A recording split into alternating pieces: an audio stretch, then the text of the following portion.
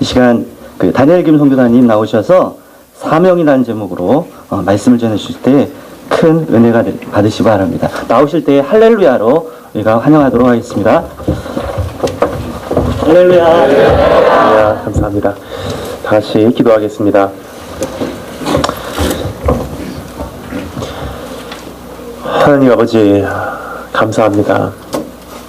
주님 곧 오신다는 소문이 온 세계를 소동케 하고 있는 이 시대에 다시 한번 우리로 하여금 주님 앞에서 올바로 서게 하시면 감사합니다. 오늘 우리에게 말씀하시는 하나님의 음성을 우리가 듣기를 소원합니다. 말씀을 전하는 자나 말씀을 듣는 자나 아무런 공로 없습니다. 다시 한번 예수 그리스도의 보혈로만 우리를 덮어주시사 주님께서 오늘 이 시대를 살아가고 있는 성도에게 호소하시는 하나님의 안타까워하심을 우리가 듣고 응답해드리는 시간 되기를 소원합니다. 지금부터 시간을 주님 손에 이닦아갖고 감사드리며 예수님 이름으로 기도합니다. 안녕하세요. 이렇게 귀한 토요일날 저녁에 이곳에 이렇게 발걸음을 옮겨주신 여러분 한 분 한 분을 진심으로 환영하며 사랑합니다. 어제 저녁에는 영광과 희생이라는 제목으로 우리가 하나님 말씀에 귀를 기울여 보았습니다. 오늘 이 시간에는 사명이라는 제목으로 우리 하나님의 말씀을 살펴보겠는데 오늘 이런 생각을 했습니다. 사명이라는 제목도 참 좋지만 또 오늘 이 말씀을 또 다른 제목으로 나타내자면 세상과 나와 면류관이라는 제목으로 이렇게 부르는 것도 어떻게 보면 더 어울리지 않나 생각을 합니다. 여러분 어제 제가 잠깐 제 소개를 드렸지만 오늘 조금 더 말씀을 드리기를 원하는 것은 저는 제 5년 전에 미국에서 파송을 받고 나온 이래로 한 곳에 열흘 이상 머물러 본 적이 없습니다. 오늘도 짐 싸고 떠나고 계속 옮겨다니는 삶을 살고 있습니다. 그래서 참 짐 싸는 거라면 이가 갈립니다. 그런데 이제 1년 동안 이렇게 다니면서 동쪽에서는 미국 뉴욕부터 서쪽에서는 이스라엘의 예루살렘까지 끊임없이 이렇게 다니고 있습니다. 그런데 이게 다니다 보면 한 가지 느껴지는 것이 있습니다. 그것이 무엇이냐면 온 세계적으로 지금 선포되어지고 있는 메시지가 동일한 메시지라는 사실입니다. 그것은 무엇이냐? 주님 오실 날 멀지 않았다는 것입니다.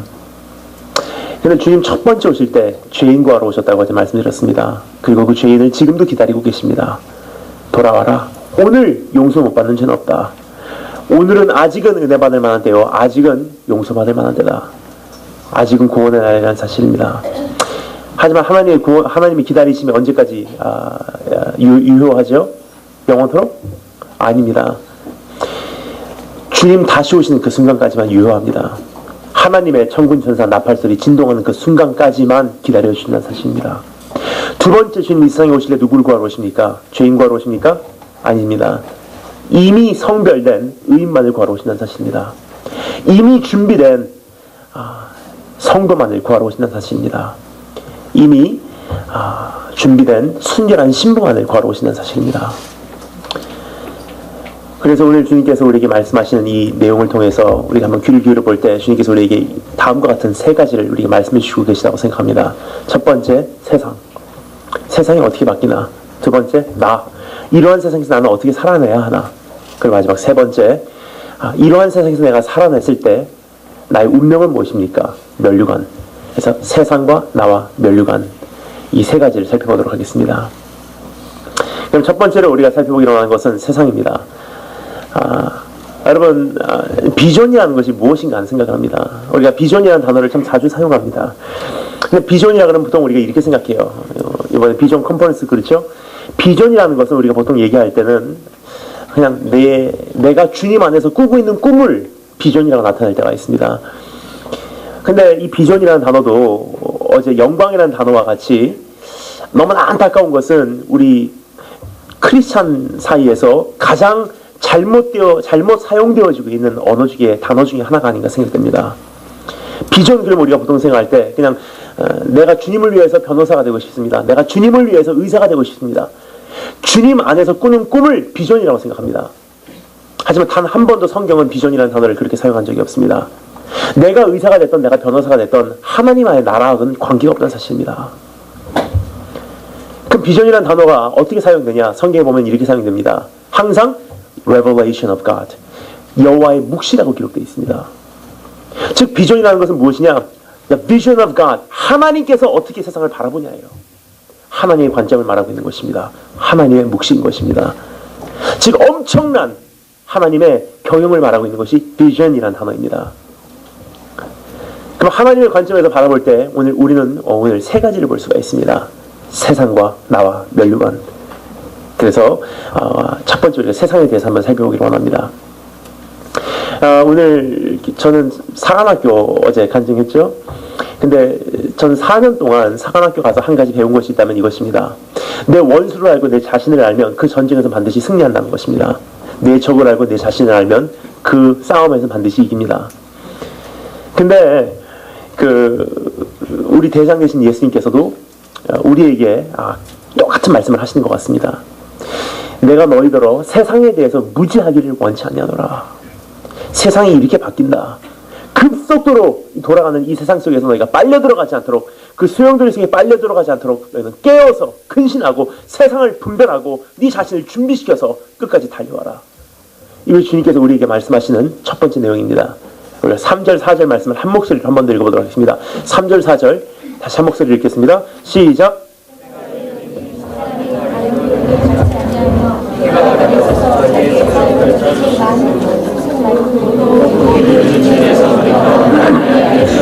아멘.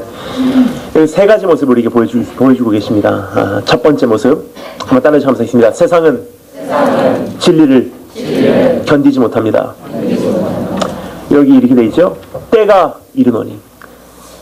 세상에 대해서 주님께서 말씀하시면서 제일 첫 번째 말씀하시는 것이 때가 이르노니, the day will come. 바로 우리가 살고 있는 시대예요. 그날이 되면 사람이 바른 교훈을 받지 아니하며 라고 되어 있습니다. 받지 않는다 그러면 우리 보통 생각이 이렇게 생각합니다. 사양한다 정도로 생각해요. 괜찮습니다. 필요 없습니다. 일본 사람들 어떻게 하죠? 사양 좀 잘합니다. 하이 개코데스니 하세요. 하이. 미국 사람들 it's okay, no thank you. 중국 사람들 메이시 매관시. 근데 조선족이 그 얘기하면 참 기분 나쁘게 들립니다. 일 없습니다. 그래요. 근데 여기서 말하는 것은 여러분 사양한다 정도의 차원이 아니라는 사실입니다. 때가 이르노니 사람이 바른 교훈을 받지 않는다. 그것을 원어로 번역하면 바로 다음과 같은 단어가 사용되고 있습니다. 때가 이르노니 사람들이 진리를 견디지 못하며 듣기 싫다는 거예요. 마치 어느 약이 내 안에 투입이 되었을 때 그것이 부작용을 일으켜서 토해내고 땀내고 뒹굴기 시작하는 바로 그 모습을 나타내고 있는 것이 바로 여기서 나오는 이 단어입니다. 여러분 중고등부 수련회 한번 갔다 와면 이것을 피부로 느낄 수가 있습니다. 중고등부 수련회 가면요, 한번 이런 적이 있었어요. 1200명 정도 아이들이 꽉 찼습니다. 학생들이. 첫 번째 시간에 젊은 목사님이 나오셔서 설교를 하십니다. 하신 첫 마디, 얘들아 나는 오늘 너희들하고 사생결단 하러 왔다. 우리 하나님의 말씀 보자. 하나님의 말씀을 선포하시기 시작합니다. 예수님께서 나를 위해서 죽으셨다는 사실을 선포하세요. 그리고 나를 십자가로 오늘도 부르시고 계신다는 사실을 선포하세요. 그 길은 좁은 길이지만 이것이야말로 생명의 길이기에 오늘 그 길로 나를 초대하시고 계신다는 사실을 선포하세요. 주님 곧 오시기에 그 길을 예비하라는 사실을 선포하세요. 전 뒤에 앉아서 그분에게 박수를 쳤어요. 하나님 감사합니다. 저런 분이 대한민국에 계시다는 사실을 감사합니다. 저런 분이 우리 학생들에게 말씀을 선포하게 하심을 감사합니다. 하나님 감사합니다. 딱 보니까 설교 시작한 지 딱 10분 만에 1200명이나 된 아이들 핸드폰 갖고 놀고 있습니다. 옆에 있는 사람 발로 차요. 때려요. 뒤로 누워요. 손잡고 단체로 화장실 가요. 뒤에 있는 교사 선생님은 얘들아 물 먹어. 때가 이르노니 사람이 바른 교훈을 받지 아니하며. 근데 연예인 오면 좋아합니다. 동영상 띄워지면 막 좋아요. 힙합 가수 들어오면 막 뛰어요. 하나님 말씀 보면 싫어해요. 여러분 왜 모였습니까? 비전이 무엇입니까? 하나님의 말씀입니다. 여호와의 묵시입니다. 여러분 우리 교회가, 우리 한반도가 다시 한번 살아날 수 있는 유일한 방법, 하나님 앞에서, 하나님 말씀 앞에서 다시 한번 경직되는 이 모습이 살아나면 우리 회복됩니다. 두 번째, 따라서 감사하겠습니다. 세상은 자기중심적으로 바뀝니다. 여기 보면 이렇게 돼 있죠? 때가 이르노니 그날에는 사람이 자기의 사욕을 채우기 위해 많은 스승을 준대요. 무슨 뜻입니까? 나하고 연관이 있으면 좋은 말씀이에요. 나하고 좀 이렇게 감정에 자극이 되는 거면 좋은 찬양이야. 나하고 무슨 상관이 있거나 나한테 좀 이렇게 흥분을 주는 그런 예배면 좋은 예배야. 한 가지 여쭤보겠습니다. 언제부터 나라는 사람이 기준이 됐습니까? 창세기 1장부터 요한계시록 22장까지 단 한 분만이 기준이십니다. 누구시죠? 스스로 계신 자, 지존하신 하나님만이 기준이세요. 근데 언제부터 세상의 인본주의적인 사상이 교회 안에까지, 내 가정까지, 내 안에까지 깊숙이 다 파고 들어왔어요. 그럼 뭐라 그러니까? 나는 사랑받아서 당연해. 나는 사랑받기 위해 태어났어. 나는 축복받아서 당연해. 난 인정받아야 돼. 나는 그런 권리가 있어. 단 한 번도 성경은 그렇게 말한 적 없습니다. 성경 뭐라고 얘기합니까? 너라는 존재는 탯줄도 끊지 않고 피투성이 된 채로 길가에 버림받은 그러한 갓난아기와 같은 존재다. 하지만 나 여호와가 지나가다가 너를 긍휼히 여겨서 내가 너를 사랑하기로 선택하였기에 네가 존귀한 자가 된 것뿐이지 너라는 존재는 본질적으로 축복받아서 당연한 존재는 아니다. 근데 지금 뭐라 그럽니까? 다 나. 자, 한번 따라해 주시면 하겠습니다. 나는 없다. 다시 한번 나는 없다. 여러분, 이것은 인권주의가 아니라 여기는 하나님 통치주의입니다. 즉 나의 불쾌함도 나의 불편함도 인정되지 않는 곳이 교회, 하나님의 임재 속 예배라는 장소입니다. 그것이 회복되면 여러분 우리가 살 수 있습니다. 세 번째 따라서 하겠습니다. 세상은 허탄한 삶을 쫓습니다. 허탄한 삶을 쫓아간다 그러면 우리가 보통 이렇게 생각해요. 아, 쓸데없는 삶을 쫓아가는구나. 의미가 없는 삶을 쫓아가는구나. meaningless life. 그런데 여기서 말하는 것은 그런 뜻이 아닙니다. 허탄한 삶을 쫓아간다 그러면 우리가 그냥 meaningless life를 생각할 수 있지만 여기서 말하는 것은 조금 더 원어적으로 살펴보면 영어가 참 번역이 잘 되는 것 같습니다. 이 부분에서 영어로는 이렇게 기록되어 있습니다. They follow myths. 무슨 뜻이냐? 진리하고 똑같이 생긴 것을 보여준대요. 근데 이미 하나님의 나라에서 떠난 지 오래됐어요. 이미 자기의 사욕을 채우는데 눈이 멀어버렸어요. 그리고 이 하나님의 관심이 별로 이미 없어요. 그러니까 진리하고 똑같이 생긴 것만 보여줘요. 진리가 나에게 줄 수 있는 그 비싼 흥분은 나에게 줄 수 있는 그거를 보여줘요. 그럼 어떻게 됩니까? 이게 진리인 줄 알고 좋아. 나에게 흥분을 줘. 너무 좋아. 평생을 쫓아갑니다. 이게 믿음인 줄 알고 주님 나라까지 갑니다. 주님께서 말씀하십니다. 네 믿음 좀 보자. 주님 여기 있어요. 주님께서 바라보십니다. 짝퉁이네. 그럼 어떻게 하실래요? 여러분, 존경하는 옥하는 목사님께서 하늘나라 가시기 전에 다음과 같은 말씀을 남기셨습니다. 사탄은 우리보다 지혜롭습니다. 사탄은 우리보다 지혜롭습니다. 마지막으로 우리에게 호소하신 말씀이세요. 무슨 뜻입니까? 사탄이 우리에게 와서 하나님 믿지 말라고 얘기 안 합니다. 사탄이 우리에게 이렇게 말합니다. 이거 진리야. 이거 지켜내. 가짜를 가지고 와서 우리가 깨어있지 못하고 분별하지 못하면 가짜를 가지고도 진짜를 가진 줄 알고 평생을 쫓아간다는 사실입니다.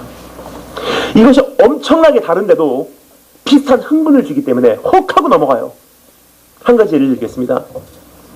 많은 캠프를 다닙니다. 그러다 보니까 자주 듣는 이야기가 있어요. 가장 청소년들에게 가장 인기가 있는 메시지가 뭐냐? 바로 이 메시지예요. You can do it! 너도 할 수 있어! 그럼 청소년들 어떻게 합니까? 나도 할 수 있어요. 할렐루야. 나 해보겠습니다. 아멘 할렐루야 하고 가요. 분명히 할 수 있을 줄 알고 갔는데 안 되니까 좌절해요. 분명히 그렇게 살 줄 알고 수련회 마치고 집에 가기는 갔는데 안 되니까 낙심하고 자살하고 포기해버려요. 내년에 그 캠프가 다시 와요. 야, 캠프 가자. 뭐라 그럽니까? 어차피 작심 3일인 거 안 갑니다 그래요. 여러분, 그것이 정말 하나님의 말씀이었다면 사람이 변화되어야지 당연한 거 아닙니까? 정말 그것이 하나님의 복음이었다면 사람이 뒤집어져야지 당연한 거 아닙니까? 근데 왜 안 변합니까? 그것은 말씀이 나에게 줄 수 있는 비슷한 흥분은 줘요. 하지만 복음의 본질이 아니었기 때문입니다. 복음은 뭐라고 말합니까? 너도 할 수 있어? 단 한 번도 그렇게 말한 적 없습니다. 복음은 우리에게 이렇게 말합니다. You cannot do it. 넌 할 수 없어. 의는 없나니 하나도 없고 깨닫는 자도 없고 하나님을 찾는 자도 없고 다 치우쳐 한 가지로 무익하게 되고 선을 행하는 자는 없나니 하나도 없도다. 모든 사람이 죄를 범하였음에 아무리 노력해도 하나님의 영광에 이르지 못하더니 그러나 그리스도 예수 안에 있는 구속으로 말미암아 우리가 하나님의 은혜로 값없이 의롭다 하심을 얻은 자 되었느니라. 그러므로 믿음의 주여 너를 온전케 하실 이 예수를 바라보라. 이 세상의 모든 종교는 똑같은 얘기합니다. 너도 할 수 있어. 하지만 하나님의 복음은 이렇게 말합니다. 넌 할 수 없어. 하지만 네가 아무리 노력해도 못 사는 인생을 대신 살아주신 그분이 계셔. 그분을 바라봐. 네가 아무리 노력해도 그 삶을 살 수 없기에 네가 죽지 않으면 안 되는 그 죽음을 대신 죽어주신 그분이 계셔. 넌 그분을 바라봐. 그분을 바라본 순간 어떻게 됩니까? 예수 그리스도의 얼굴에서 나타난 하나님의 복음의 광채를 바라보고 미쳐버리는 거예요. 주님! 어제 말씀드렸죠? 우리의 삶은요, 죄를 대적해서 끝나지 않습니다. 내가 사랑하는 죄보다 예수님을 더 사랑하면 죄는 증발해버립니다. 참 비슷하죠. 복음이 나에게 줄 수 있는 흥분하고 가짜하고 똑같이 생겼어요. 깨워서 분별하지 못하면 이 조차가 분별되지 않는 사실이에요. 이것이 세상의 모습입니다. 자, 그렇다면 두 번째로 우리가 살펴보기로 하는 것이 있습니다. 그것은 나에 대한 거예요. 너무 감사한 것은 세상이 이렇게 바뀐다. 그러나 너는 성결시키는 하나님이세요. 어둠에서 빛을 불러내시고 죽음의 권세에서 우리를 생명으로 불러내시고 세상에서 아버지 품으로 불러내시는 하나님의 음성을 우리가 들을 수 있습니다. 그러나 너는 세상이 이렇게 바뀐다. 이거 할 수 없다. 더 악해진다. 그러나 너는 이렇게 살아라. 저는 성경에서 이해가 안 가는 몇 가지 부분이 있었는데 그 중에 대표적인 것이 무엇이었냐면 예수님께서 베드로에게 3번 물어보신 장면이에요. 요한의 아들 시몬아 네가 나를 사랑하느냐? 주께서 아시나이다. 내 양을 먹여라. 요한의 아들 시몬아 네가 나를 사랑하느냐? 주께서 아시나이다. 내 양을 쳐라. 요한의 아들 시몬아 네가 나를 사랑하느냐? 주께서 아시나이다. 내 양을 먹여라. 이해가 안 갔어요. 왜 똑같은 질문을 3번씩이나 물어보실까? 어떤 분들이 이렇게 생각하십니다. 목사님 그건요, 베드로가 예수님을 3번 부인했잖아요. 그러니까 3번 치유하시기 위해 똑같은 질문을 물어보셨을 거예요. 뭐 그럴 수도 있겠지만 뭔가 더 있는 것 같았어요. 그래서 그 말씀을 읽었는데 아주 박수를 쳤어요, 제가. 여러분 그 장면은요, 헬라어로 기록되어 있습니다. 신약이기 때문에. 근데 예수님에 대해서 그 예수님이 살던 그 시대와 문화와 배경에 대해서 직접적으로 너무나 잘 알았던 1세기 유대인 크리스찬들이 그 헬라어 성경을 자기네들이 읽을 수 있는 히브리어로 번역한 성경이 있습니다. 그 히브리어 성경에 보면 이렇게 기록되어 있습니다. 예수님께서 물어보십니다. 요한의 아들 시몬아 네가 나를 사랑하느냐? 주께서 아시나이다. 예수님께서 말씀하십니다. 내 양을 먹이라 했을 때 우리가 생각하는 양은 하얀 털이 난 그 양을 생각해요. 근데 여기서 말하는 양은 참 특이한 단어가 사용되고 있습니다. 내 쫀을 먹여라 그래요. 쫀이라는 건 히브리어인데 무슨 단어냐? 무례를 말합니다. 양과 염소가 섞여져 있는 무례를 말해요. Feed my flock. 여기는 양도 있고 여기는 염소도 있다. 여기는 진짜도 있고 여기는 가짜도 있다. 여기는 알곡도 있고 여기는 쭉정이도 있다. 여기는 곡식도 있고 여기는 가라지도 있다. 하지만 공평한 하나님이시기에 그들에게 적어도 한 번씩은 말씀을 들을 기회를 줘라. 그 다음은 자기 선택이다. 그리고 주님께서 물어보십니다. 요한의 아들 시몬아 네가 나를 사랑하느냐? 주께서 아시나이다. 주님께서 말씀하십니다. 내 쫀을 쳐라 그래요. Tend my flock. 올바른 길로 인도하라는 뜻입니다. 그쪽으로 가지 마십시오. 이것이 진리입니다. 길을 좁혀갑니다. 말씀의 강도를 높여갑니다. 어떻게 되죠? 말씀을 듣고 가슴을 치면서 가슴을 찢으면 내가 어떻게 살아야 되겠습니까? 하는 사람과 그냥 웬만큼 살면 되지. 이게 뭐 하나님 말씀인가? 갈라지기 시작합니다. 물과 기름이 갈라지듯이 양과 염소가 갈라져 버려요. 그 순간 주님께서 3번째 말씀하십니다. 요한의 아들 시몬아 네가 나를 사랑하느냐? 주께서 아시나이다. 주님께서 3번째 말씀하실 때 내 쫀을 먹여라? 아니에요. 3번째 말씀하실 때는 이미 성별돼 버렸기 때문에 주님께서 말씀하십니다. 내 양만 먹이래요. 하나님의 관심은 분명합니다. 세상이 바뀌는 건 할 수 없다. 이렇게 바뀔 수밖에 없다. 그러나 너는 어떻게 살래?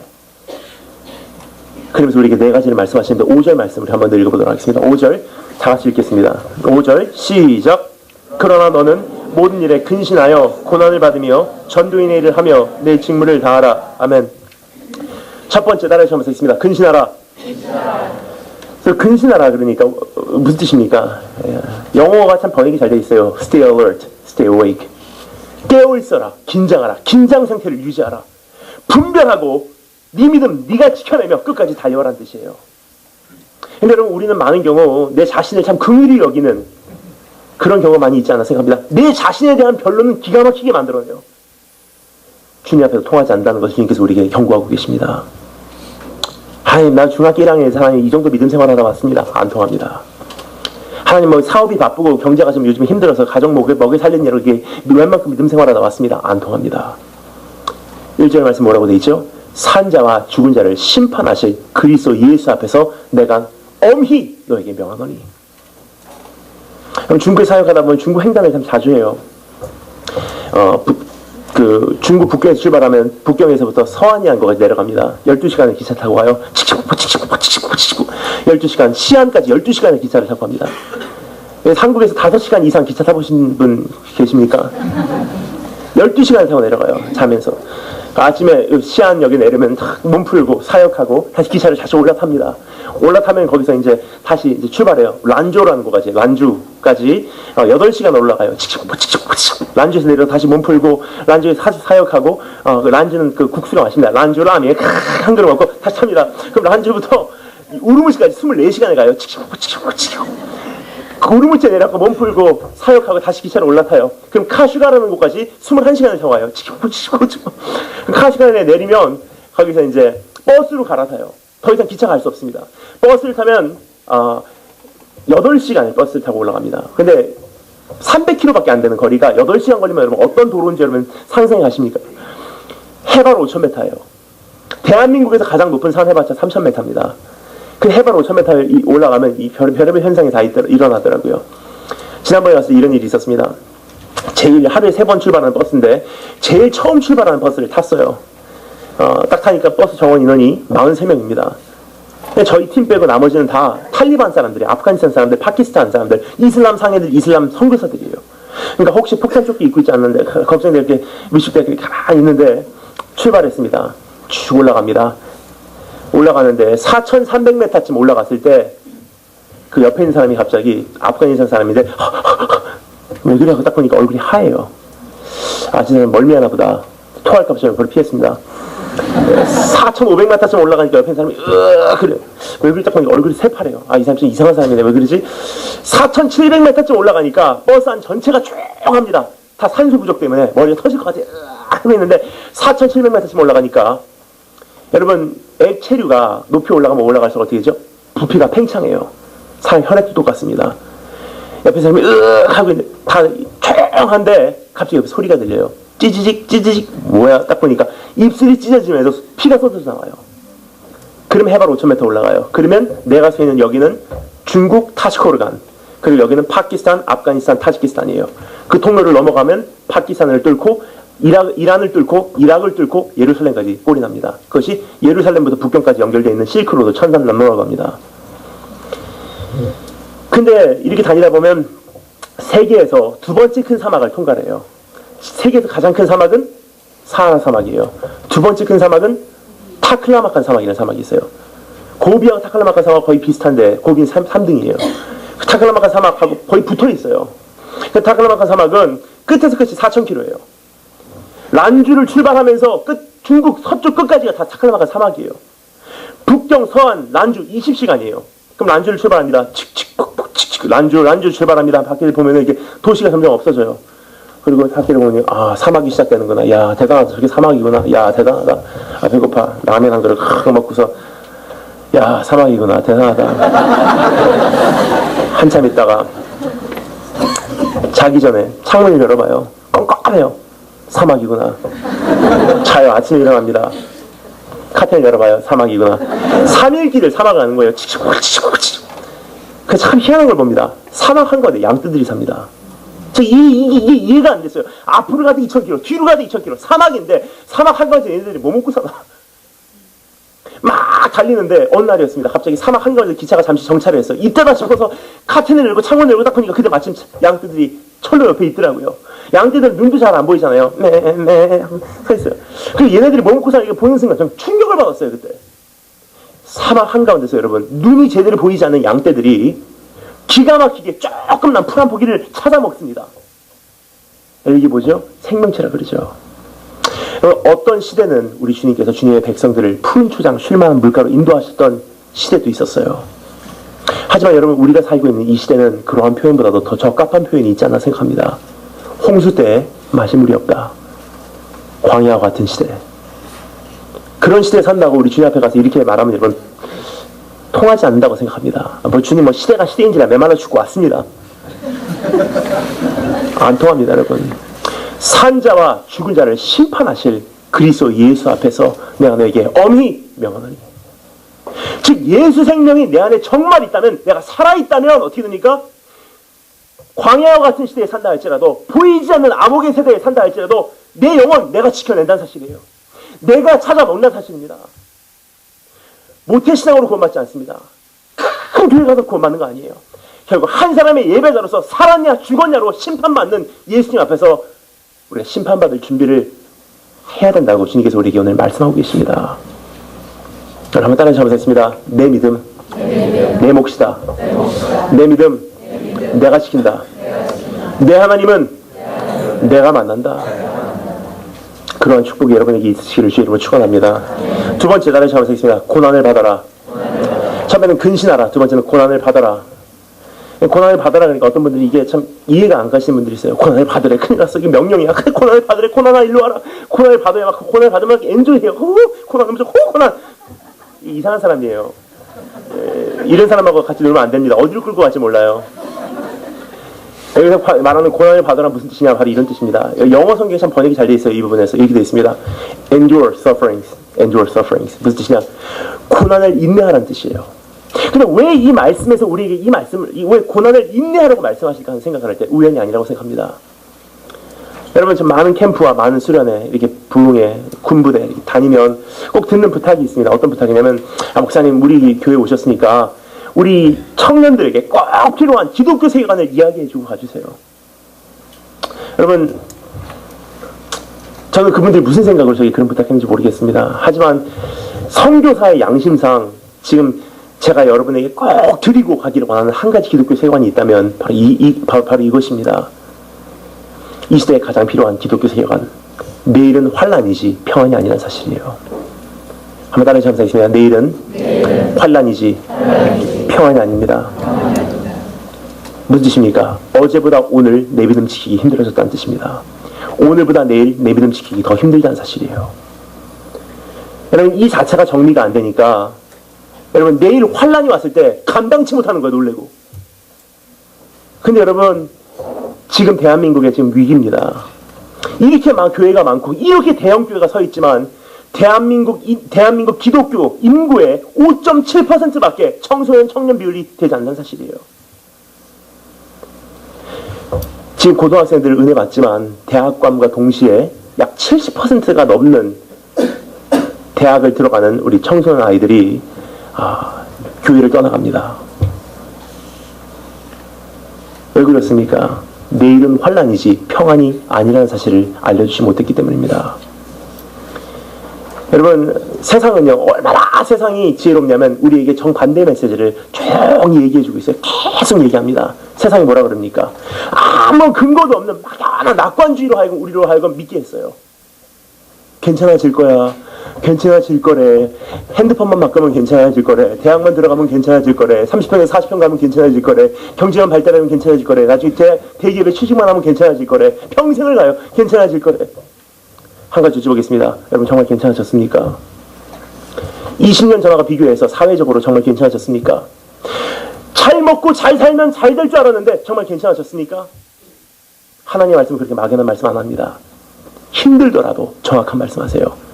마태복음 24장, 누가복음 13장, 누가복음 17장, 마가복음 13장에 주님께서 뭐라 그러죠?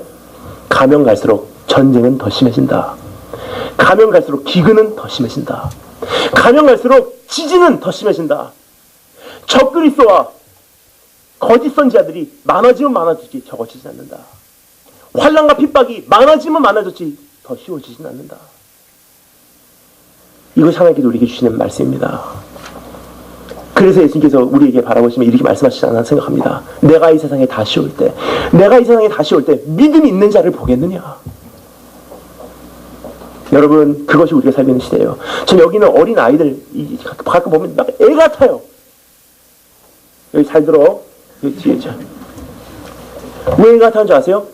20년, 30년 전에 제가 저 나이 때 제가 이 세상에 살면서 제 믿음 하나 지켜내기 위해서 감당하지 않아 만들었던 이 세상의 악함의 강도와 20년, 30년 후인 오늘을 살아가면서 저 아이들이 자기 믿음 하나 지키기 위해서 몸부림치지 않으면 안 되는 이 세상의 악함의 강도가 하늘과 땅 차이예요, 이미. 저 아이들은 저 같은 믿음으로는 이 세상에 살아남을 수 없습니다. 내가 이 세상에 다시 올 때 믿음을 보겠느냐? 세상은 점점 악해져 가는데 우리는 점점 약해져 가고 있어요. 우리 전에 있었던 어떤 시대보다 더 악한 시대가 오는데 우리 전에 있었던 어떤 세대보다도 우리는 더 약해져 버렸어요. 어떻게 합니까? 중고등부 수련회 한번 해본 여러분 황당합니다. 이제까지 어떤 수련회 어떤 캠프의 대표를 맡고 있었어요. 제가 그 학교 그 캠프의 그 프로그램 자체를 이렇게 만들어 봤어요. 우리 캠프에 들어올 때는 무조건 핸드폰, mp3, 지갑 다 압수해요. 돌아가는 날 돌려줄게 그래요. 그리고 이제 계획을 하러 올라갑니다. 오리엔테이션을 해요. 다 마치고 저녁 먹으러 내려가겠습니다 하고 저녁 먹으러 가요. 그럼 전차가 제 사무실에 와 있습니다. 근데 꼭 이런 아이들이 있습니다. 그건 한 4-5명 정도가 독수리 오영재 같이 저를 찾아와요. 고3, 고1, 그 정도 되는 아이들이 와요. 전 사무실에 있는데, 저기요, 왜, 저기 우리 갈래요. 여기 안 맞아요.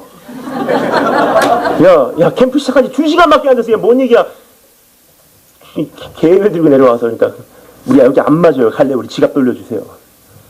야, 숙소가 마음에 안 드냐? 숙소 에어컨 켜줄게. 아니에요. 음식이 마음에 안 들어? 음식은 맛있어요. 뭐가 마음에 안 드냐 그러면 계속 씨름을 해요. 그럼 1시간 만에 그 아이가 진실을 얘기합니다.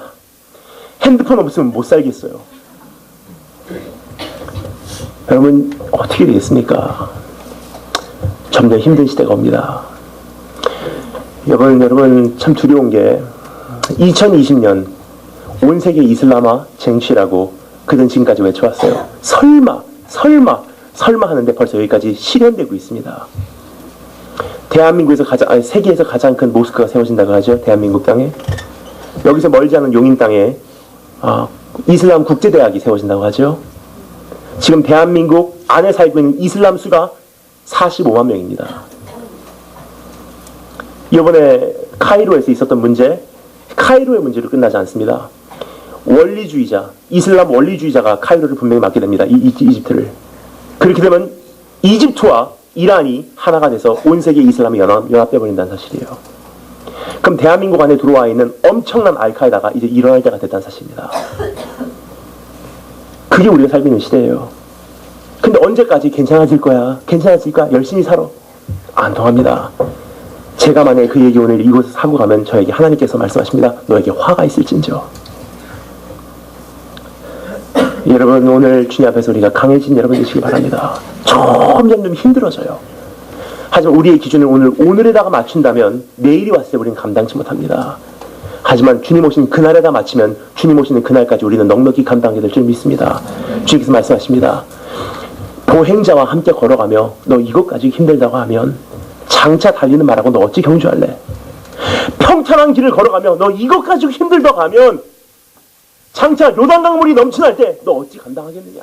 이건 아무것도 아니다. 아직 시작도 안 했다.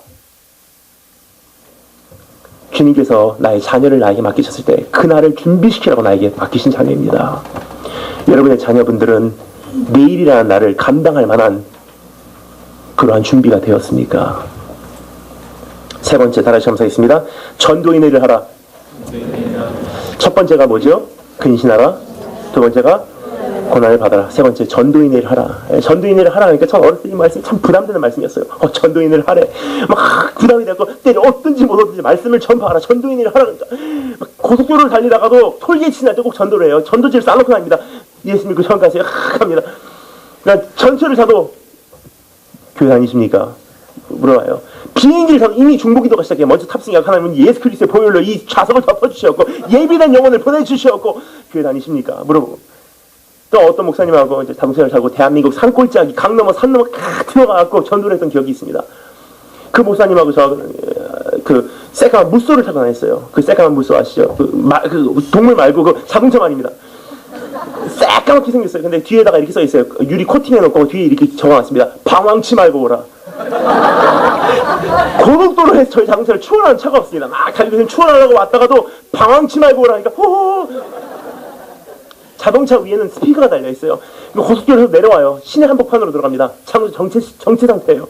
신호 대기하고 있는데 그 순간도 저희들은 낭비하지 않습니다. 마이크를 뽑아요. 앞에 1907 예수 믿고 전 가세요. 그렇게 해왔어요. 참 그렇게 성도라면 그렇게 해야 되겠지만은 여기서 말씀하는 것은 그런 뜻은 아닙니다. 여기 사용되고 있는 말씀을 전파하라 했을 때 복음을 전파한다는 유앙겔리조라는 헬라어 단어가 아니라 여기서 특별한 단어가 사용되고 있습니다. 케루소, 왕의 오심을 선포한다는 뜻입니다. 그뿐 아니라 여기서 사용되고 있는 신약에서 단 특이한 단어가 있어요. 에피파네라는 단어인데 주의 나타나심이라 그러죠. 1절에 보면 그건 무엇입니까? 주님 다시 오시는 재림을 말하고 있는 것입니다. 주의 재림을 두고 너에게 엄히 명하노니. 무슨 뜻이냐? 여기서 말하고 있는 것은 마치 두 가지 그림을 그려주고 있는 것 같습니다. 시간 관계상에 다 설명드릴 수는 없지만 언어적인 선택으로 보나 이 말씀의 전체적인 배경으로 보나 여기서 말하고 있는 것은 두 가지 그림을 우리에게 대조적으로 보여주고 있는 것 같습니다. 첫 번째 그림은 세상이요, 두 번째 그림은 나입니다. 하나님의 사람. 세상은 아까 말씀드렸던 것을 한마디로 요약하면 어떤 모습이냐? 바로 이렇게 표현하면 적합할 것 같습니다. 세상은 하나님을 우습게 여기는 시대가 온다.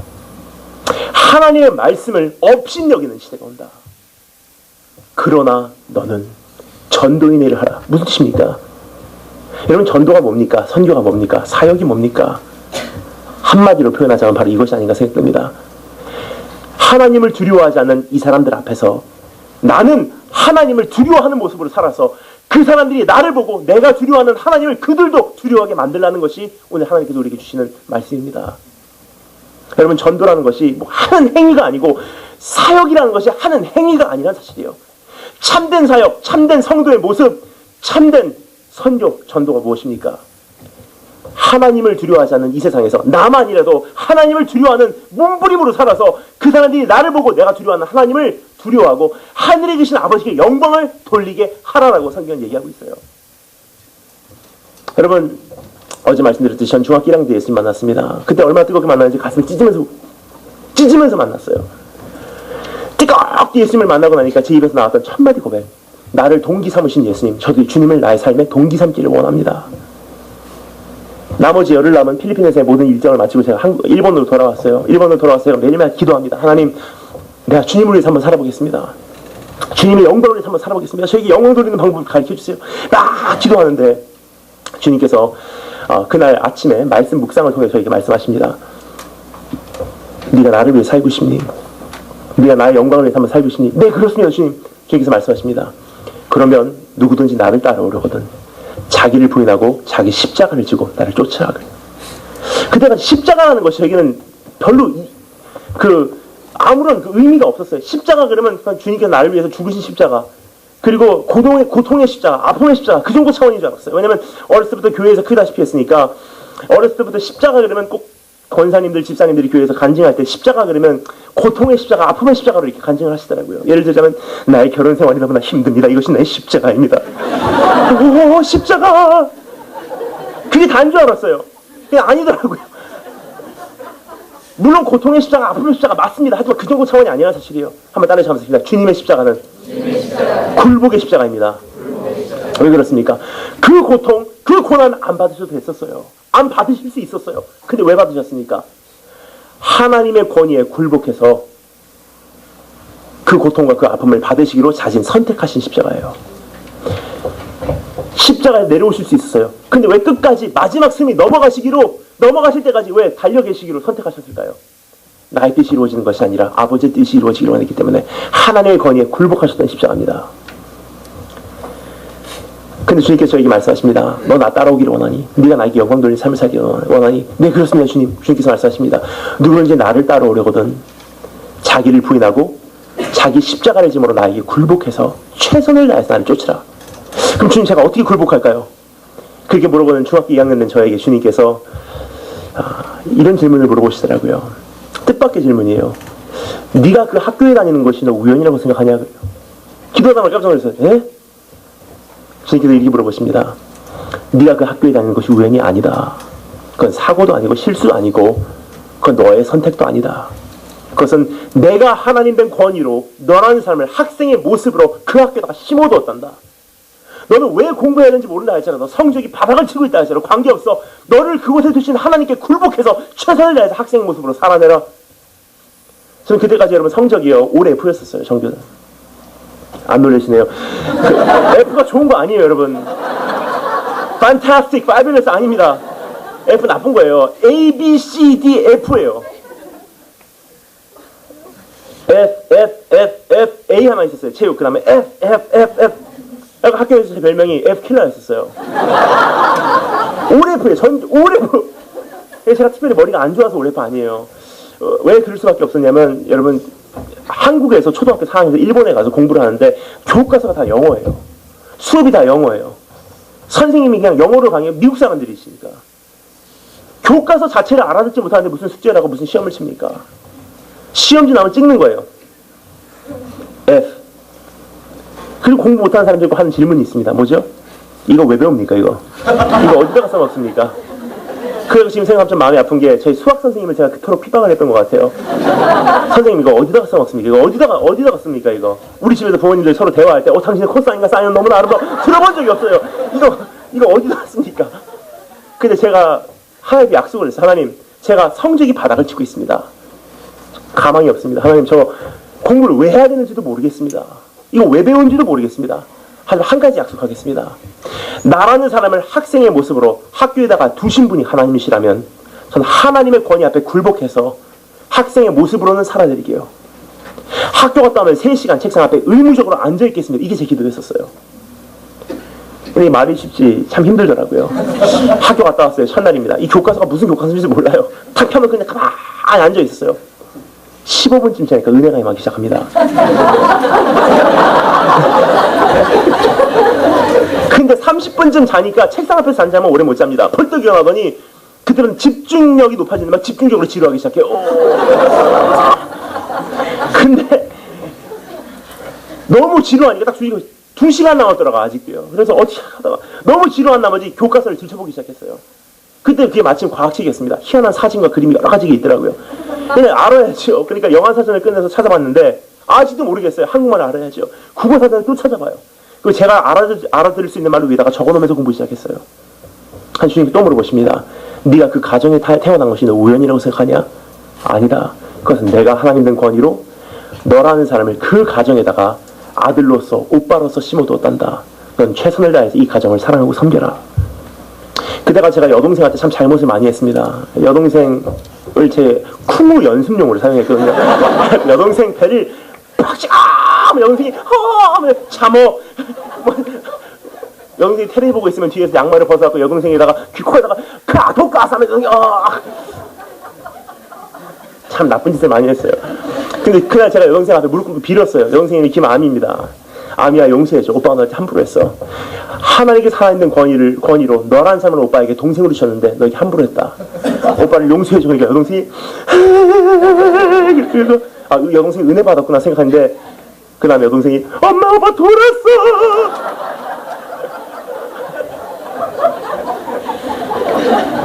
근데 그때부터 하나님께서 회복시키시더라고요. 지금 여동생은 미국에서 신학 박사 하고 있어요. 근데 저희는 최고의 동역자요, 친구요, 여동생이에요. 그때부터 회복이 시작된 것 같습니다. 그 주님께 또 물어보세요. 네가 그 교회에 다니는 것이 너 우연이라고 생각하냐? 아니다. 내가 하나님 된 권위로 너라는 사람을 그 교회에다가 교인으로서 심어두었단다. 최선을 다해서 이 몸된 교회를 사랑하고 섬기라. 이건 힘들더라고요, 여러분. 학생이니까 학생이니까 공부하는 거 당연해요. 가정에서 아들로서 오빠로서 가정을 섬기는 거 당연해요. 근데 중학교 2학년 시절에 교회에서 뭐 하겠습니까? 제가 물어봤어요. 하나님, 제가 당회에 들어가겠습니까? 여전도에 들어가겠습니까? 제가 뭐 하란 말입니까? 교회에서. 주님께서 지혜를 주세요. 깨달음을 주십니다. 중학교 2학년짜리도 제가 할 수 있는 한 가지 있더라고요. 이렇게 기도했어요. 하나님, 그렇다면 교인으로서 중학교 2학년이지만 할 수 있는 한 가지 이거 하겠습니다. 모든 공식 예배는 다 참여하겠습니다. 수요일은 수요 예배, 금요일은 금요 쳐야, 주일 아침에 새벽 예배, 어린이 예배, 교사로 섬깁니다. 그 다음에 중고등부 예배, 대예배, 일본어 예배, 정형 예배 다 드려요. 그 공부 언제 하냐? 집에 가서 남들 잘 때 공부합니다. 잘하려고 한 적도 없고 뭘 공부를 해야 되는지 몰랐어요. 그냥 나를 두신 그곳에서 최선을 다했을 뿐입니다. 근데 1년이 금방 가버리 학교 마지막 마친 날이에요. 제가 교실에 있는데 제 친구가 저를 부르러 왔어요. 야야, 그 게시판 좀 봐. 게시판 보니까 전교생의 성적이 다 기록이 돼 있어요. 제 성적도 있을 줄 알고 양심은 있어서 밑에서부터 올라가 봤어요. 중간까지 딱 가니까 나와야 되는데 제 성적이 안 나오는 거예요. 그러니까 희망이 생겨. 할렐루야. 중간부터 더 올라가 봤어요. 10등까지 올라가니까 나올 줄 알았는데 안 나오니까 그때는 낙심이 돼요. 퇴학이구나. 설마 하는 마음에 10등부터 더 올라가 봤어요. 10등, 8등, 6등, 4등, 3등, 2등, 1등, 전교 1등. 네, 아니야. 이렇게 적혀져 있더라고요. 이런 말씀을 드리면 어떤 분들은 제가 되게 똑똑한 사람인 줄 아는데 전 그런 사람 아닙니다. 가나의 혼인잔치에서 예수님께서 물을 포도주로 바꾸셨을 때 그것이 원래 물이었다는 사실은 기적을 일으키신 예수님 본인하고 자신하고 물을 떠온 하인들밖에 몰랐었다고 성경 기록하고 있습니다. 제가 얼마나 물 같은 존재인지는 저를 바꾸신 예수님하고 저밖에 모릅니다. 또 어디서 이런 간증하니까 어떤 목사님께서 간증하고 내려오니까 목사님께서 브라보 브라보 그래갖고 이상한 분이 네 안녕하세요 목사님. 그러니까 목사님께서 선교사님 정말 은혜 받았습니다. 선교사님께서 전번에 쓰셨던 책을 제가 이것을 참 은혜 받았는데 배우에 이런 간증이 있었군요. 정말 은혜 받았습니다. 목사님 저 책 쓴 적 없는데요. 그러니까 목사님 다니엘 학습법 쓰지 않으셨어요? 제가 쓴 거 아닙니다. 제가 안 썼습니다. 그거 큰일 나요. 그거. 저는 다니엘 김 선교사입니다. 언젠가 하나님께서 저에게 기회를 주시면 다니엘 운동법을 쓸지 모르겠습니다. 다니엘 학습법 제가 안 썼습니다. 최근에 제가 부산 그 고신측 교사 세미나를 다녀왔어요. 근데 교사 세미나를 갔는데 한 교사 선생님들이라 그래서 교사 세미나를 100명 정도 모인 줄 알고 딱 찾아갔는데 알고 보니까 교사 선생님들만 2,600명이 모였어요. 그래서 말씀을 전하고 그 다음 장소로 막 이동하는데 어느 젊은 교사 선생님들 쫓아와요. 그 대학교 3학년 정도 된 것 같습니다. 목사님 그래서 네. 저 아시겠어요? 모르겠는데 모르실 거예요. 그거 왜 물어봐? 그러니까 우리 교회 오셨었잖아요. 어느 교회입니까? 부산 포도원교회요. 부산 포도원교회가 그 집에 했었거든요. 그러니까 그래서 5년 전에 갔었거든요. 5년 전에 제가 그때 고1이었었어요. 그래서요. 그러니까 그때 저는요 학교 포기하려고 했었거든요. 성적이 바닥을 치고 왜 공부해야 되는지 몰랐어요. 그래서 그러니까 근데 저도 하나님이 약속했대요. 저도 집에 가서 책상 앞에 3시간만 앉아 있겠습니다. 그건 할 수 있겠대. 그건 할 수 있겠더라고요. 그래서 그러니까 지금 부산대 의과대학 다녀요. 여러분 저는 공부를 잘하는 비결 말씀드리려고 않습니다. 그거 알지도 못합니다. 하지만 저는 성적에 대해서 이렇게 정리하고 싶습니다. 한번 따라해 점수하겠습니다. 성적은 결과는 하나님 주권에 달린 것이다. 나의 몫은 절대적으로 최선이다. 근데 많은 경우 우리는 최고가 되려고 그래요. 무슨 뜻이요? 하나님의 주권에 침범하는 죄를 짓고 있다는 거예요. 최고가 되라는 것은 무엇입니까? 자기 자신도 못 매는 멍에를 자녀에게 우리 주변 사람들에게 메워주고 있는 거예요. 단 한 번도 하나님께서는 최고를 요구하신 적 없습니다. 최고가 기준이라면 불공평하신 하나님이세요. 어떤 사람들은 최고가 될 수 있는 충분한 환경을 가지고 태어났습니다. 하지만 하나님께서 원하시는 건 한 가지. 나를 부르신 곳이 상처난 가정이라 할지라도 나를 부르신 곳이 그곳이라면 하나님 때문에 최선을 다해서 살아드리는 거예요. 나를 부르신 곳이 가난의 현장이라면 정말 납득하기 힘들지만 그곳에서 최선을 다해서 자족하는 법을 배워드리는 거예요. 내가 가지고 태어난 장애와 질병이 있다면 그것이 우연도 아니고 실수도 아니에요. 그것이 하나님께서 나에게 주신 것이라면 그 하나님 앞에 굴복해서 최선을 다해서 살아드리는 거예요. 그것을 다른 말로 표현해서 이렇게 통역할 수 있다고 생각합니다. 부르신 곳에서 나 예배하리. 그 아무 때나 나 예배하리. 이렇게 하사니까 성적이 계속 올라가요. 고등학교 1학년에서 고등학교 2학년, 중학교 2학년, 중학교 3학년에서 계속 올라가요. 그 친구들하고 선생님들이 막 저를 인정하기 시작했어요. 너 대단하다. 공부 좀 가르쳐줬지. 중학교 2학년, 중학교 3학년 계속 올라가는데 이게 성적이 360을 평생 이렇게 가면 얼마나 좋습니까? 고등학교 1학년이 된 해 갑자기 성적이 선생님들하고 친구들 사이에 문제가 일어나기 시작합니다. 너 요즘에 공부 안 하지? 이제까지 컨닝했냐? 몸부림을 치기 시작했어요. 이건 아니지 않습니까? 망치시려면 중학교 성적을 망치시죠. 고등학교 성적을 망치십니까? 이거 갖고 대학 가야 되는데. 막 몸부림을 치는데 여러분 그런 해가 있는 것 같습니다. 늪과 같이 몸부림을 치면 칠수록 더 깊숙이 빨려 들어가요. 회복이 불가능하더라고요. 더 힘들어. 제발 좀 올려주세요는데 한 해가 가버렸어요. 학교 마지막 마친 날입니다. 전교생이 모인 곳에서 시상식 한 날이 있었어요. 선생님들, 부모님들, 학생들 꽉 차 있었어요. 거기 교장 선생님께서 이런 강단 앞에 올라가셔서 시상식을 하세요. 영어 클래스, 과학 클래스, 수학 클래스. 다 우수한 학생들에게 상을 주고 가장 모범스러운 학생에게 마지막으로 준 상이 있었습니다. PTA Award. 부모님들과 선생님들이 의논하고 상의해서 가장 모범스러운 학생에게 너희들도 이해같이 돼 하면서 장학금 감겨준 상이에요.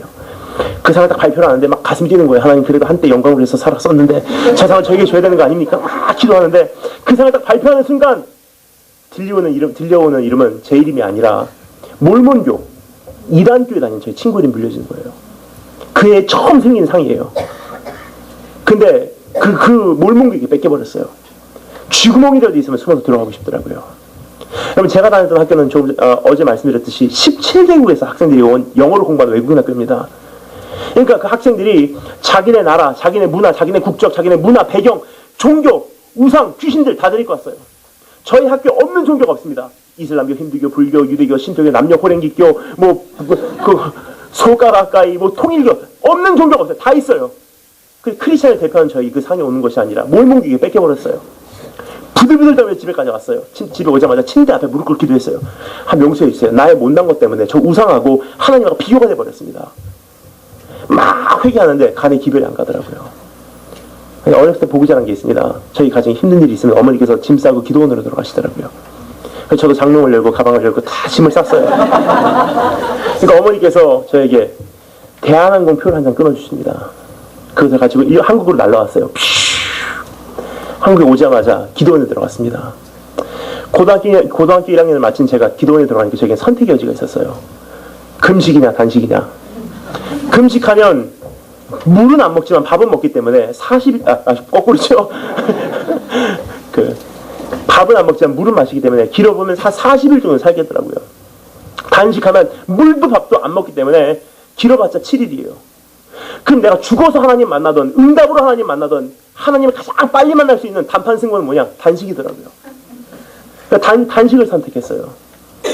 한여름에 고등학교 1학년을 마치고 물도 밥도 안 먹고 기도하기 시작합니다. 기도 내용은 이렇습니다. 하나님, 영광 돌리도록 창조받았는데, 영광 돌리기 위해서 학교를 보냈는데, 내가 그거 못하면서 오히려 하나님 영광 깎아내리면서 사느니 전 이 세상에 존재 안 하는 것이 오히려 하나님께는 더 이익이 될 것 같습니다. 내가 크리스찬으로서 학교에 감으로 다른 사람들하고 같이 공부할 때 내가 하나님을 비교시키면서 다른 우상들에게 지면서 사느니 전 이 학교에 가지 않고 이 세상에 존재 안 하는 것이 오히려 하나님께는 더 이익이 될 것 같습니다. 저를 여기서 죽이시고 없애시든지 아니면 영광을 돌릴 수 있는 새로운 모습으로 저를 변화시켜서 학교로 돌려보내시든지 둘 중에 하나 하나님께서 선택해 주시기 원합니다. 하루가 지나갑니다. 이틀이 지나가요. 3일이 되니까 이렇게 됩니다. 한여름이기 때문에 꽉 안개가 소나무가 웅장하게 서 있는 꽉 차 있는 언덕에 이제 누워 있었어요. 새벽 5시에 밤에 기도하다 거기 잤거든요. 누워 있는데 지금까지 기억납니다. 새벽 5시 정도에 안개와 소나무가 꽉 웅장하게 차 있는 그곳에 비몽사몽간에 하나님께 찾아오십니다. 몸은 자고 있었어요. 하지만 밥을 안 먹게 되면 정신이 깨 있어요. 근데 그 첫 번째 음성이 지금도 기억이 납니다. 그 전날 읽었었던 모세에 대한 말씀을 통해서 저에게 즉각적으로 마음에 응답하십니다. 첫 마디, 누가 사람의 입을 지었느냐. 자랑 말고 얼마나 깜짝 놀라겠습니까? 주님께서 말씀하십니다. 누가 사람의 입을 지었느냐. 누가 들을 수 있는 자, 누가 못 듣는 자, 누가 지었느냐. 누가 영어를 잘하고 영어를 못하는 자를 누가 지었느냐. 누가 수학을 잘하고 수학을 못하는 자를 누가 지었느냐. 나 여호와가 아니냐. 내가 너에게 성적을 원했더라면 너를 통해서 이미 성적을 거두었으리라. 여호와의 손이 짧아졌느냐.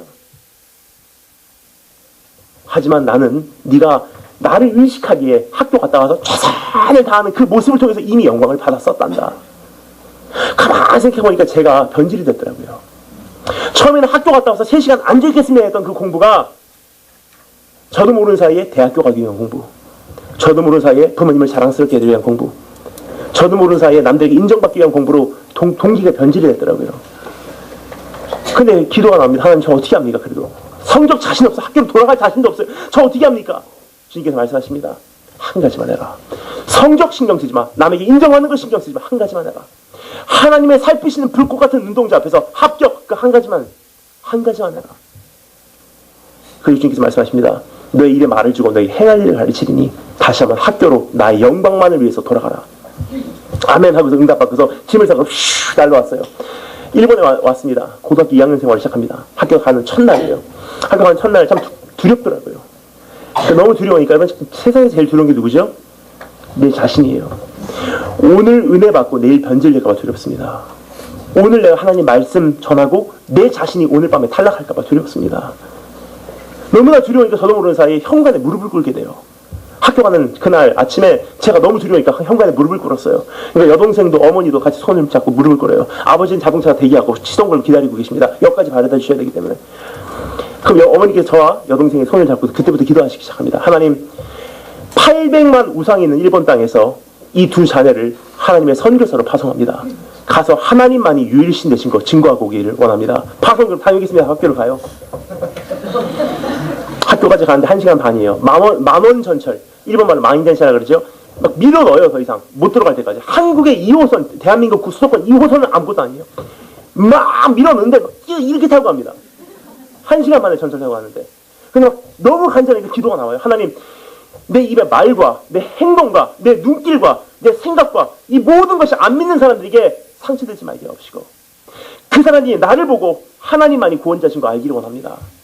그리고 학교를 가요. 막 가는데 너무 갈급하니까 막 기도가 나오는데 때로는 주여 아버지 막 부르 죽고 싶어요.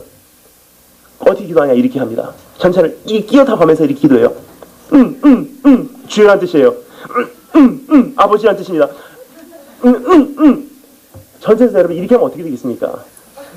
사람들이 꽉 꼈는데 하니까 사람들이 옆에 있다가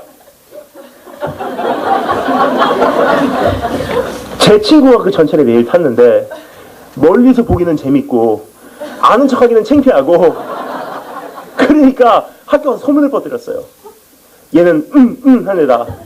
그때부터 학교에서 별명이 바뀌었어요. 제가 복도를 가는데 제가 친구들한테 인사하고 갑니다. 굿모닝 하고 지나가면 친구들이 하고 지나갑니다. 학교 수업 들을 때도 부모님께 저에게 심각하게 상담을 하시더라고요. 너 하지마. 네가 정서가 불안하구나. 근데 여러분 저는 그런 거 아니에요. 저는 그거 왜 했는지 저는 압니다.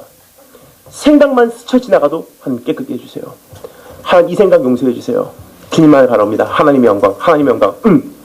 하루 종일 이거예요. 그렇게 살았어요. 학교를 가니까 또 두려워요. 하나님 내가 변질일까 봐 두렵습니다. 그래서 하나님 제 삶을 지탱해주는 기둥이 필요합니다 하고 하루에 3번 때를 적어놓고 기도하기 시작합니다. 아침에 학교 가자마자 기도해요. 점심시간에 내려가서 기도해요. 저녁에 학교 끝나고 집에 가기 전에 기도해요. 어디서 기도하냐? 학교에서 기도할 수 있는 기도의 골방이 유일한 골방이 하나 있습니다. 화장실. 근데 화장실에서 문 닫아놓고 변기 위에 앉아서 그런 기도 안 합니다. 들어가자마자 세면대 앞에 무릎 꿇고 앉아요. 그렇게 기도합니다. 하나님, 난 이 학교를 보내신 주님, 영광 돌리기 위해 왔습니다. 나를 통해서 하나님만이 유일신 되신 거 증거되기를 원합니다. 그리고 내가 두려워하는 하나님, 그들도 나를 보고 하나님 두려워하게 해주시길 원합니다. 그렇게 기도해요. 그때 아마 다니엘이라는 이름이 제 안에서 정리가 된 것 같아요. 이방 나라에 살면서 많고 많은 우상을 섬길 수 있지만 나와 내 집은 여호와만을 섬기겠노라. 그렇게 기도하는데 학교에 소문이 퍼졌어요. 선생님 들어오고 놀래요. 친구들 들어오고 야 여기서 뭐야 일어나. 얘는 하는 정도가 아니라 얘는 하루에 3번씩 화장실에서 이상한 짓 한다. 그러니까 저절로 왕따가 되더라고요. 안 놀아줘요 친구들이. 근데 주님께서 너의 입에 말을 주고 너에게 행할 일을 가르치라 하시던 하나님께서 그 다음 일을 신실하게 가르치십니다. 주님께서 말씀하세요. 학생회 회장 출마하래요. 이거는 가능성이 있는 일이 아니에요 여러분. 왕따당하는 입장이고, 그리고 고등학교 3학년 선배들이 나오는데 저는 고등학교 1학년 망쳤잖아요 성적도. 근데 저보다 더 좋은 성적으로 그런 선배들이 나오는데 제가 무슨 회장 출마를 해갖고 그 사람들과 제가 뭐라 그러죠? 겨루어서 제가 회장으로 뽑히겠습니까? 그래서 저는 이거 하나님 뜻이 아니라고 사탄이 준 생각인 줄 알고 사탄아 물러가라 하면서, 근데 하나님 계속 마음을 주세요. 그러면서 어디서 확신을 주냐? 너 일해야 되니까, 네가 일해야 되니까 회장을 출마하래요. 주의 영광을 위해서 출마를 했어요. 근데 거기서 저는 진리를 한 가지 발견하게 됩니다. 여러분 우리 초대교회 교인들 어땠어요? 예수님 믿는다고 핍박당했어요. 예수님 믿는다고 죽임을 당했어요. 예수님 믿는다고 돌 던짐을 당했어요. 하지만 참 희한한 것은 세상은 교회를 인정했어요. 세상은 교회를 두려워했어요. 하지만 지금은 어떻습니까? 죄송한 말씀입니다. 정말 죄송합니다. 하지만 신문에서 읽은 대로 저는 말씀드립니다. 기독교가 아니라 개독교라고 하죠. 핍박 없어요. 핍박 없고 우리들을 예수님 믿는다고 돌 던진 사람 없습니다. 끌고 가서 처형한 사람 없어요. 하지만 세상은 교회를 우습게 여기고 있습니다. 저를 왕따시켜요 친구들이. 그런데 참 희한한 것은 자기들의 손으로 저를 회장으로 찍더라고요. 그래서 회장으로 뽑혔어요. 근데 하나님께서 말씀하세요. 오늘을 위해서 내가 너를 세웠으니 이제 다음 일을 하라고 할 일을 주시는데 그 다음에 일이 뭐냐? 전교생에게 편지를 쓰래요. 교장 선생님부터 유치원생에 이르기까지 모든 선생님들, 모든 학부형들과 학생들이 다 편지를 다 나눠줬어요. 편지 내용은 다음과 같습니다. 숨어있는 크리스찬들에 나와라. 너희들이 이 사람들 앞에서 우리 주님 부인하면 먼 훗날 우리 예수님께서도 아버지와 천사들 앞에서 너희를 부인할 것이다. 우리가 나와서 이 학교의 구원을 위해서 우리가 함께 기도하고 이 학교를 살리자. 얼마나 멋있는 내용입니까? 첫 번째 기도 모임 때 2명 나왔어요. 저하고 저 여동생. 그래서 학교 식당에서 여동생과 기도하기 시작합니다. 하나님 이 학교 구원해 주시고 하나님만이 유일신 되신 거 증거하기로 원합니다. 막 기도하는데 주스병이 날라와요. 그때부터는 왕따가 이지매로 바뀌더라고요. 왕따는 뭡니까? 너하고 안 놀아요. 이지매는 뭡니까? 적극적인 핍박이에요. 막 기도하고 있으면 주스병이 날라와요. 와상창 깨집니다. 앞에 딱 보면 친구들이 딴 데 가세! 교실에 있으면 친구들이 단체로 몰려서 뒤에서 얘기해요. 마이트 신의 난데마다 갖고 오시다. 코러스 아시다. 그러나 오지마. 학교 내일 왜 와? 왜 학교 오지마. 내일 갖고 죽어 너는. 계속 뒤에서 얘기합니다. 럭카룸으로 선배님한테 끌려가고 럭카에서 물건이 없어지기 시작했어요. 참 희한한 것은 지금 생각해보다 참 희한합니다. 두렵지가 않더라고요. 왜냐면 하나님을 향한 비전이 너무나 컸기 때문에, 하나님을 향한 그 시선이 너무나 정확했기 때문에, 하나님의 실체되심이 너무나 명확했기 때문에 자잘자잘한 세상의 무서움이 그 안에 흡수가 돼버리더라고요. 두렵지가 않습니다. 그러니까 제 자신이 이 열정이 제 자신을 삼키고 나니까 제 자신이 제 자신을 주체 못하고 성경을 들고 일본 신세한 북한으로 뛰어나갔어요. 제가 살던 곳이 후쿠오카라는 곳입니다. 일본의 3대 도시 중에 하나이죠. 도쿄, 오사카, 후쿠오카. 면적으로 보나 인구로 보나.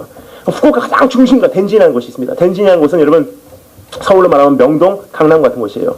거기 덴진에 딱 말씀드리고 섰습니다. 고등학교 2학년짜리가. 사람들이 안 봐줘요. 이쪽으로 치이고 저쪽으로 치이고 어떻게 할까 딱 보니까 그 자동차 차도 옆에 이렇게 가드레일이 올라와 있어요. 이 정도도 아니에요. 더 높습니다. 딱 바닥에서부터 지금 여기 정도 쓴 높이에요. 사람들이 선치로 저를 이렇게 올려다 봐야 돼요. 그 중심을 잡을 수가 없어요. 이렇게 좁습니다. 그래서 하는데 거기 신호등이 예비가 돼 있습니다. 그럼 신호등에 매달리기 시작했어요. 예수 그리스도 아나타 와이스마스, 예수 그리스도 아나타 스키마스, 예수 그리스도天国 찜나라 지옥 지우시카 아나타 스키데스. 예수님은 당신의 사람이다. 예수님은 당신을 구원합니다. 예수 천국 불신지옥 십자가 당신의 구원입니다. 외치기 시작해요. 거기 빨간 옷 입은 아가씨, 아무리 빨간 옷 입어도 우리의 죄는 쉴 수 없습니다. 하지만 예수 그리스도의 보혈로서 우리는 깨끗함을 받을 수 있습니다. 거기 자전거 타고 간 아가씨, 아무리 자전거 타고도 천국까지는 못 갑니다. 하지만 예수 믿으면 천국 갈 수 있습니다. 외치기 시작. 여러분 저는요 말 잘하는 선교사 아닙니다. 오늘 여기서 기도하면서 뭐라고 기도하고 올라왔냐면 하나님을 제발 말 좀 나오게 해주세요. 근데 말도 제대로 못하는 저 같은 사람을 왜 하나님께서는 대한민국 전국으로 온 세계로 다니면서 말씀을 선포하는 사람으로 부르셨을까 하는 생각을 할 때 하나님의 전적인 은혜이지만 저와 하나님하고 속삭이는 조용한 내용이 한 가지 있다면 바로 이것이 아닌가 생각됩니다. 제가 처음에 서서 하나님의 말씀을 선포하기 시작했던 강단은 이런 스포트라이트가 있는 강단이 아닙니다. 제가 처음에 서서 하나님의 말씀을 선포하기 시작했던 강단은 목사님 은혜 받았습니다. 감사합니다. 아멘 하는 그런 강단이 아니었었어요. 제가 처음 서서 말씀을 선포하기 시작했던 강단은 말씀 외치면 술병 날라오고 말씀 외치면 경찰 아저씨가 와서 끄집어 내리고 여동생 데리고 쫓겨다니는 그 강단이었었어요. 신의 한복판에. 그때 하나님의 마음이 찡하셨나 봐요. 한 번 하나님의 마음을 찡하게 해드리니까 하나님께서 그 사람의 인생을 평생 책임지시더라고요. 신실하신 하나님, 신실하신 하나님. 우리는 신실하지 못할지라도 주님께서는 우리 대신에 우리에게 신실해 주세요. 참 쓰시기 힘든 종이고 참 부족한 종이지만 신실하신 하나님의 성실하심 때문에 여기까지 왔어요. 그러다 보니까 최근 느끼는 것이 이제는 하나님 조금 더 쓰시긴 쉬운 종으로 조금 더 일하시기 쉬운 종으로 제가 하나님 뜻에 맞춰드리길 원합니다라는 기도가 주님의 은혜에 의해서 나오기 시작합니다. 그 전도를요 그렇게 하면서 한 번도 안 쉬었어요. 하나님께서 아십니다. 눈이 오고 비가 오고 40도가 넘는 열이 있어도 한 번도 안 쉬었어요. 토요일에 저녁 7시 그곳에 서요. 한 번은 여러분 후쿠오카 다녀오신 분들 아십니다. 일본 태풍은요 한국까지 오는 태풍은 일본을 거쳐서 오기 때문에 약화돼요.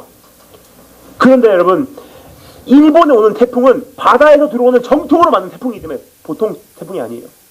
어느 날은 여러분 그 한국에서 무슨 그 고속도로 달리다 보면 이런 그 트레일러 박스 있죠. 거기서 이제 오코노미야키도 팔고 거기서 핫도그도 팔고 그 박스 있죠. 어느 날 태풍이 있은 후에 제 집에서 아침 일어나고 창문을 딱 여니까 그 박스가 저희 주차장에 와 있는 거예요.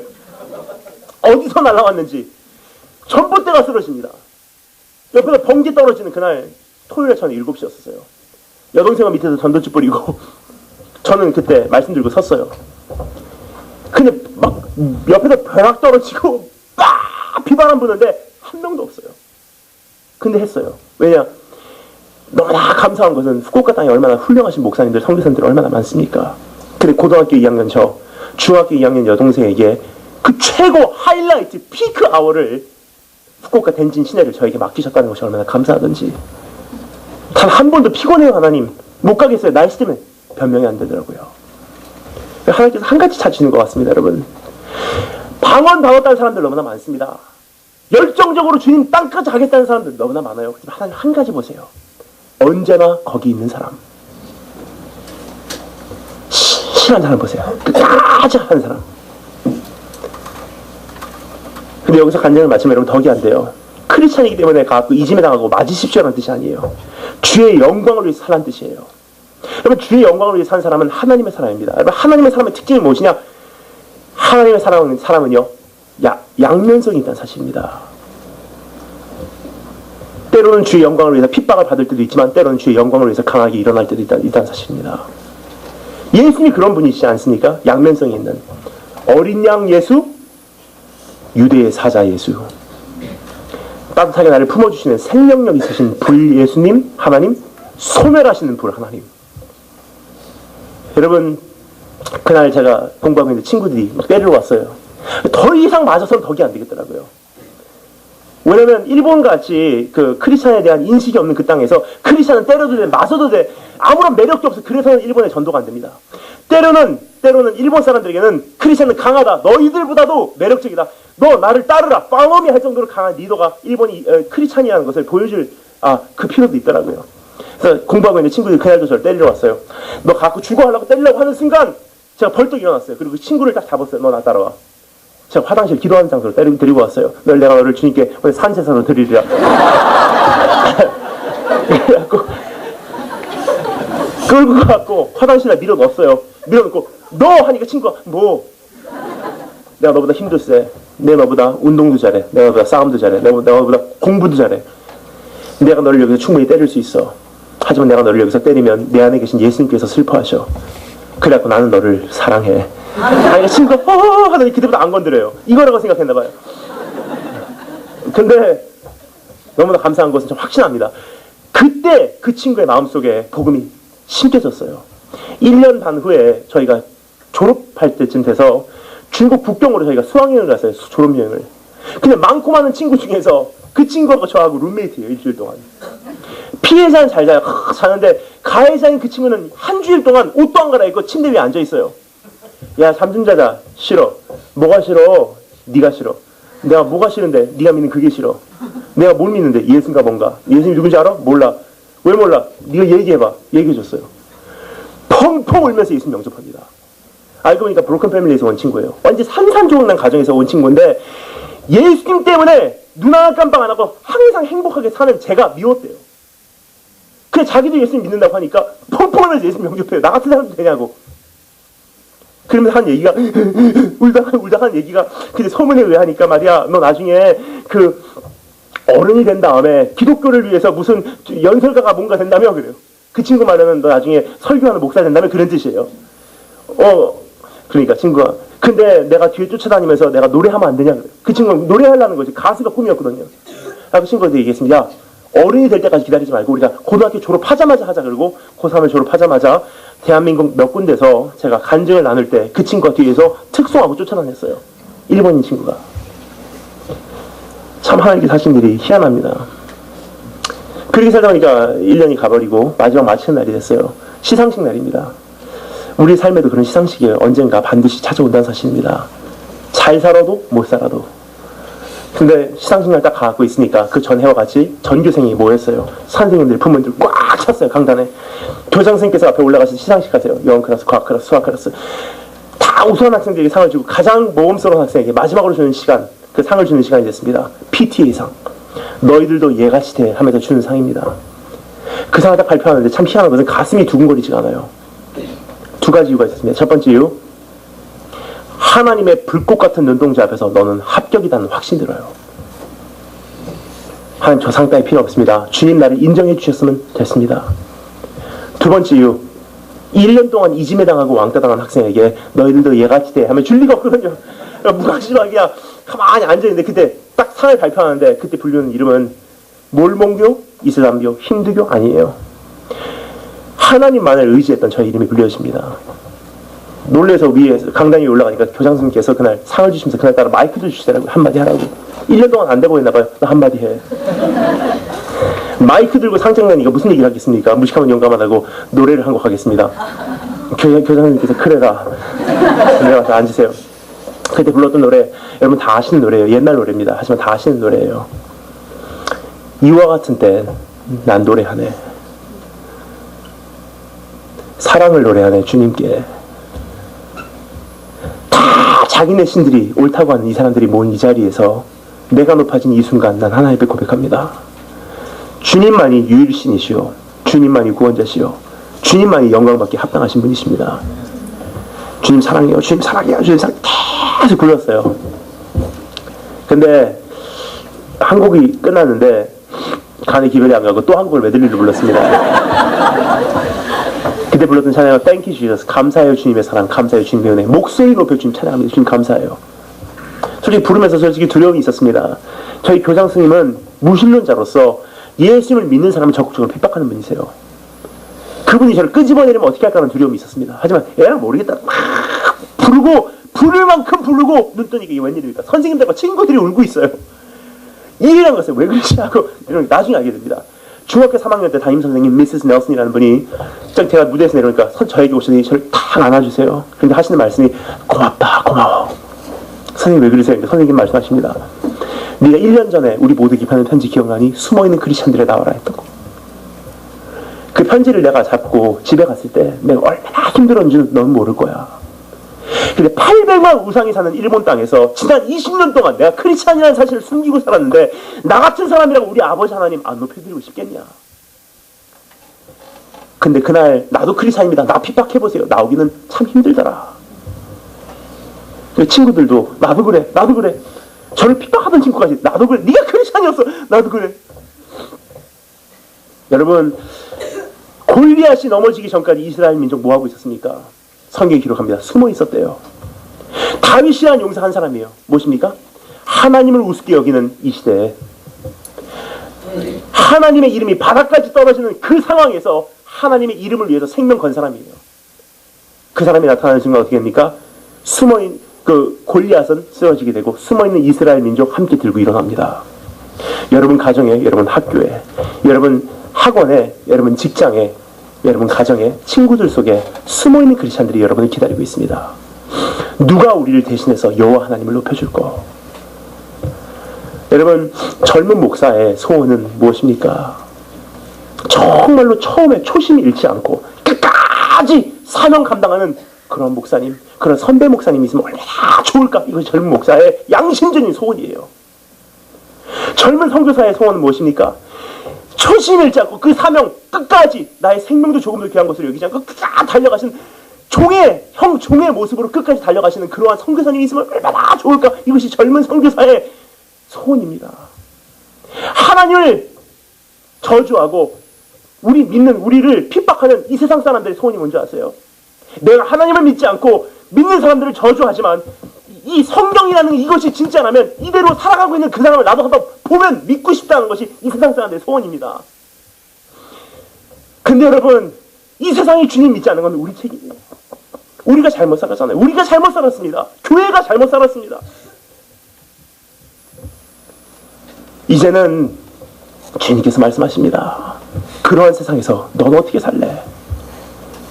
나만이라도 하나님 앞에서 살고 나만이라도 하나님 앞에서 양심적인 몸부림을 치고 나만이라도 하나님 앞에서 주님 두려워하는 모습으로 살아가는 것을 하나님께서 말씀하십니다. 전도인의 일을 하라. 그러한 축복이 오늘 이 가운데 모이신 여러분 앞에 안에서 이루어지기를 주님으로 축원합니다. 네 번째, 따라서 한번 하겠습니다. 모든 직무를 다하라. 모든 직무를 다하라 그러니까 뭔가 하는 생각을 합니다. 하지만 여러분 이것을 말씀적인 배경으로 볼 때 한 가지를 뜻하고 있는 것을 알 수 있습니다. 그것은 무엇이냐? 주님 오시는 그날까지 아직도 할 일 남아있기에 끝까지 상황에 치지 말고 끝까지 모든 맡은 바 본부를 다 하라는 것입니다. 다 하라는 것입니다. 좋을 때나 싫을 때나 내가 있다고 생각할 때나 없다고 생각할 때나 관계없습니다. 여러분 아직 주님 오실 날 아직도 시간이 남아있기에 오늘 다 털어버리고 일어나면 일어날 수 있습니다. 내가 어떤 죄를 지었다 할지라도 오늘 예수 그리스도의 보혈로 덮고 다 털어버리고 일어나면 그만이라는 사실이에요. 아직 할 일 남아있습니다. 우리가 갈 길은 아직도 남아있습니다. 그 직무를 끝까지 감당하신 여러분 되시길 주의 이름으로 축원합니다. 마지막 한 가지 살펴보겠습니다. 세상에 대해서 살펴보았습니다. 나에 대해서 살펴보았습니다. 그러면 마지막 세 번째, 나의 운명은 어떻게 됩니까? 이러한 세상에서 내가 그렇게 살아냈을 때 나의 운명은 무엇입니까? 면류관. 좋아하는 영화가 있습니다. 그 영화는 어떤 영화냐면 글라디에이터라는 영화예요. 여러분 아시죠? 젊은 청년들은 다 아실 거예요. 이 영화를 모르면 젊은 청년이 아닙니다. 그 로마 장군이 글라디에이터라는 성투사가 되는 영화입니다. 그 영화를 다 설명드리고 싶지만 시간 관계상 그렇게 못하겠고요.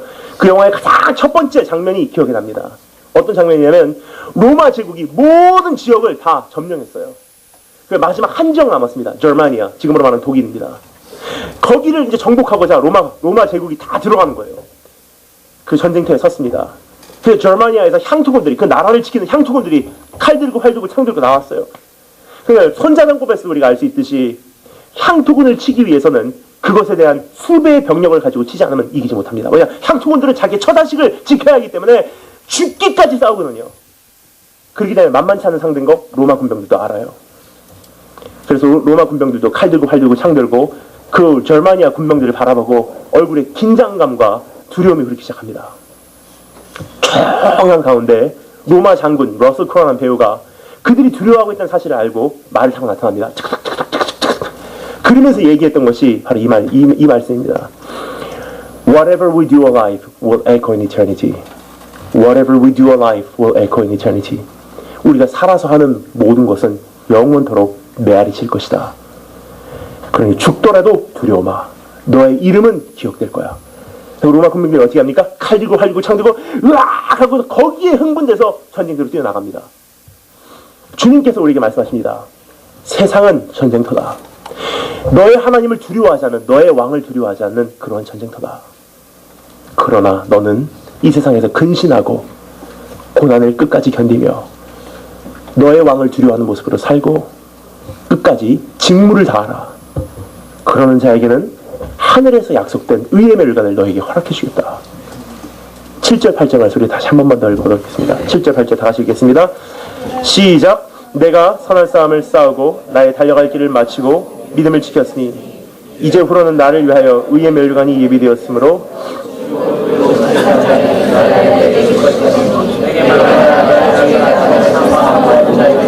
아멘. 의의 멸관을 약속해 주십니다. 그러면 그것을 약속받은 우리도 어떻게 반응해야 되죠? 로마 군병들 같이 칼 들고 활 들고 창 들고 으악 하고 전쟁터로 세상으로 뛰어나가서 당연합니다. 하지만 한 가지 문제가 있습니다. 그래서 무슨 문제냐? 오늘 이 가운데 끝까지 싸울 만한 분들 한 명도 안 계십니다.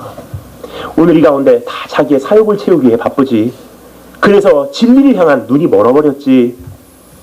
끝까지 분별하고 진리를 위해서 설 분들 한 분도 안 계십니다. 나의 당한 경주를 끝까지 달려낼 분들도 안 계십니다. 하지만 여러분 기뻐하시기 바랍니다. 이것이 복음입니다. 나는 할 수 없습니다. 그래서 주님께서 말씀하십니다. 아버지 아무래도 제가 다녀와야 되겠습니다. 그래서 주님께서 하늘나라의 왕자이신 예수님께서 하늘나라 왕관 의의 면류관을 벗어놓으십니다. 하나님과 동등됨을 취할 것으로 여기지 아니하시고 자기를 비우사 종의 형상으로 인간의 몸으로 이 세상에 오십니다.